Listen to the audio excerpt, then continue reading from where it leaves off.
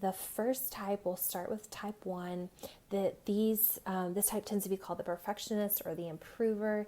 And the thing that they're going to have to, one of the things that they're going to have to be cautious of is not spending too much time on trying to make one piece of content perfect.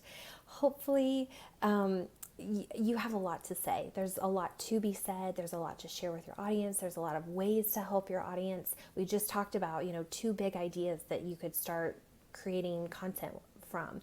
And so what will happen with a 1 sometimes is that they are so focused on it being absolutely perfect that the new ideas and possibilities that could be getting out and helping their audience are stuck getting backed up, missing deadlines maybe that you've committed to yourself because for whatever reason the blog's not ready, the podcast you have to keep recording it, the interview you just can't get right, whatever it is.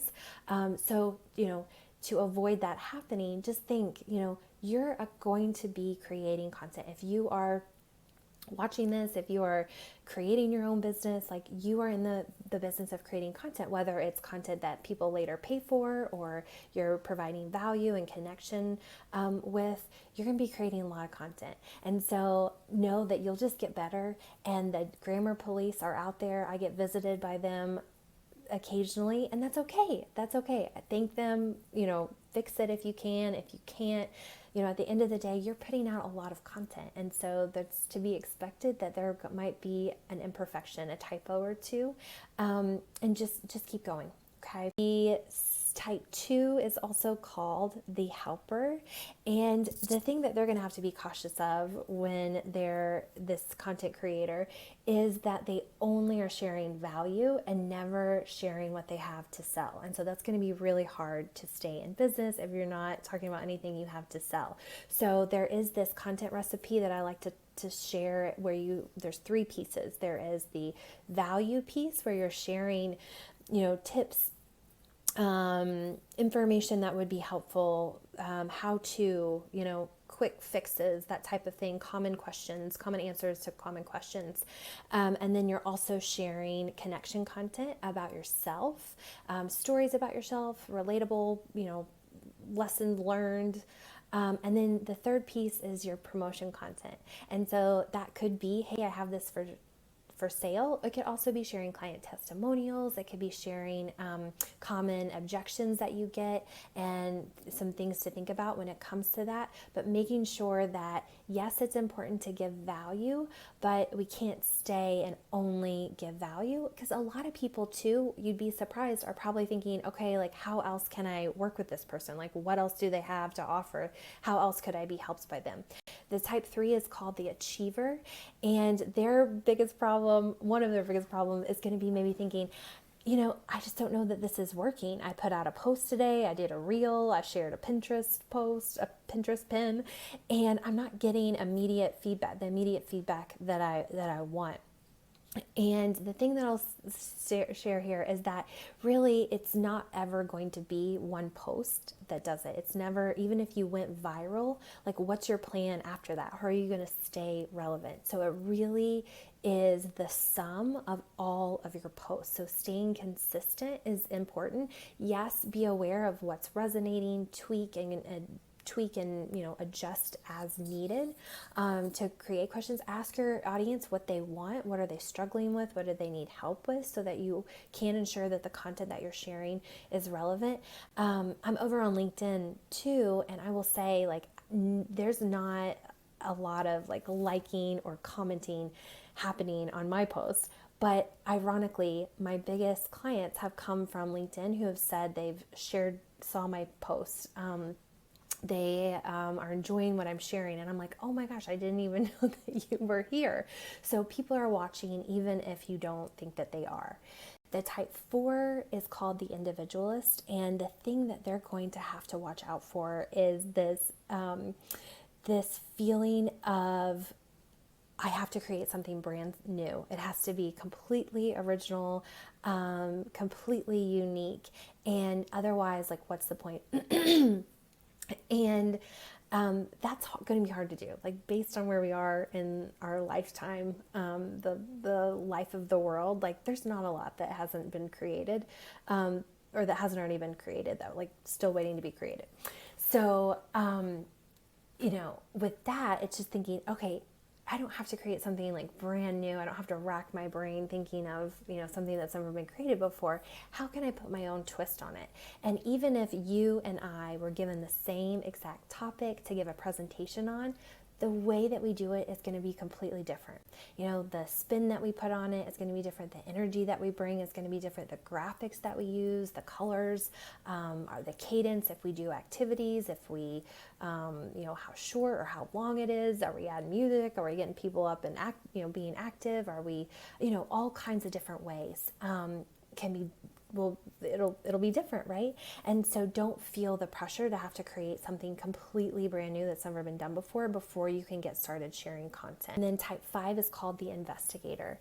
And the thing that this type is going to have to watch out for is this need to feel like they have to know everything and anticipate any question that they might be asked. To ensure that they are seen as competent and capable before they can hit publish on anything, before they can hit publish on their podcast, their blog, a post, a live. And, that you just don't have to know everything. You don't have to know everything before you get started. You just have to know, maybe a step or two ahead of the person that you're trying to help, or like we talked about earlier, pulling together information. You don't even have to know everything on the topic. It's just, here are my top 5 favorite books. You could share that too. So don't let the need to have to know everything keep you from getting started. Type 6 is called the loyalist, and these guys are amazing at problem solving. They're also called the troubleshooter. What happens sometimes, though, is that they are so in their head, like our 5, 6, 7s are, and they're thinking about all the things that could go wrong, all the things that somebody might know. They themselves have an inner committee inside their head. It's not necessarily a negative voice. It's just like lots of different things happening, lots of different opinions and ways of doing things. And so that sometimes can get shared with the reader, the listener. And so the work for the 6 here is going to just remind yourself, they don't need to know everything right this moment. How could I break this blog? How could I break this podcast into maybe 2 or 3 different things? Could I break it out into like 10 tips maybe? And just not overwhelming, because people are busy, right? We don't take in as much as we think that we're hoping our audience does. And so how can you just give them bite-sized information really quick, especially for the social media content enthusiasts? And their challenge is going to be not necessarily around writing, but around following through with the commitment that they have made. And this is so me. I'm a type 7. And I get really excited about like 10 ideas. And I want to do all 10 right away, today. And the work for the 7 in the situation is going to maybe before you take action on anything, because the problem with the 7, we do not have a problem taking action. We will jump into it. That's fine. So the work for us then is to maybe take a step back, let it sit with a couple of the ideas that you have, and then pick 1, maybe 2 that makes sense for you to start and know that you can commit to for a length of time. Like if you're going to say, I want to try this idea, commit to it for 90 days, commit to it for 6 months. I'm going to email my list every week. I'm going to post on Instagram every day. I'm going to do a live 2 times a week. Commit and do it. Show up. It's really easy to get started. I will tell you from experience. You can do it for a week or 2, maybe 3, but then it tends to taper off. So that is going to be the work of the 7. We have our type 8, who's the challenger, and they have sometimes difficulty being vulnerable and opening up, talking about themselves. And so their work is going to be sharing little pieces of themselves. It doesn't have to be their deepest, darkest secret on Instagram. Like, we do not have to go there vulnerability wise, but maybe share a lesson learned or a mistake that you've made in the past that your audience could learn from. I would recommend, being out of it. If you want to share in it, that's totally fine. I think sometimes, when we share, and I guess you just have to understand like why you're sharing the vulnerable story that you're sharing. And if you're looking to process it, it might be better to process it with a friend offline. But once you've gone through it and have processed it and have lessons learned, the it would be great to kind of open up and share that with your audience a little bit, let them know that you're a human being, kind of going back to those 3 pieces of content: value, promotion, and then connection, which is where you share about yourself. As our peacemaker. And the peacemaker, the optimist, these guys can sometimes feel invisible. They can feel like their opinion doesn't matter. And sometimes, a lot of times, they're not even sure what they think or believe, like what their opinion even is. And so the first step here is getting really clear on what do you believe. 9s are amazing at creating harmony in any type of group, because they have the superpower to be able to see all sides. So there is no black and white with a peacemaker. There is all kinds of gray, and that is helpful in relationships. But when you're creating content online, it does help to let people know what you stand for, why they should follow you. And not that you want to share for the sake of being polarizing, but when you have a firm opinion about something, like I'm trying to think of something. If you do Instagram marketing, you might say like Instagram is the best way to build your personal brand. Like it doesn't have like just that. Like you're putting a stake in the ground. I believe this.